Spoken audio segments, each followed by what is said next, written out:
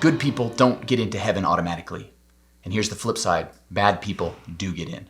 Yes, I said that, and I'm going to blow your mind because a lot of us don't understand this. We think, hey, we need to be good or a certain level of goodness or better than some other people, and then we'll just get into heaven. We think that's how it works, but it's not at all. No good people on their own get into heaven. On the flip side, there are lots of bad people who will get into heaven.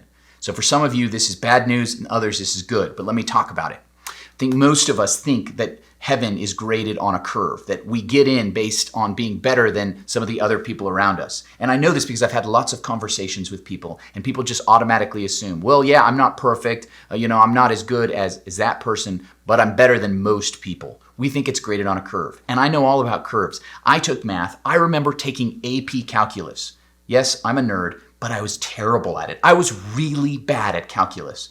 I thought I was good at math, and I had been, but man, calculus destroyed me. I didn't understand it. I still don't know what a derivative is. And yet I remember vividly taking a test, getting 47% on the test. So that means out of 100 questions, I got 47 right, or however many questions there were.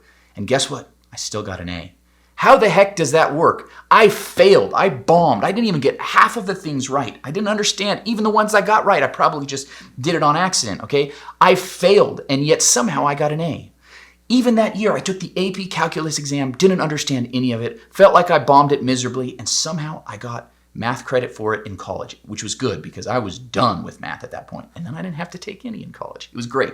But the point is I failed, and yet somehow I passed. Why? Because I was better than everybody else. And a lot of us think that's how heaven's going to be, but it's not. Because God actually tells us his standard is perfection. If you want to get into heaven, it has to be perfect. Be holy as your Father in heaven is perfect. Jesus himself said, be perfect as your Father in heaven is perfect. That's a very high standard, and only one person, Jesus, actually made it. The point is that all of us don't get in. So good people don't get into heaven automatically. They just don't. But there are bad people who do. How does that work?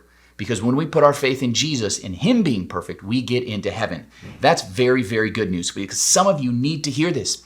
Because you are a bad person. You have done bad things. You have sinned. You have done wrong. You've had addiction. Sometimes you know what you're supposed to do, and you keep making the same dumb, stupid, sinful mistakes. Well, there's good news, because if you put your faith in Jesus, he will get you in and then transform you to be perfect like he is.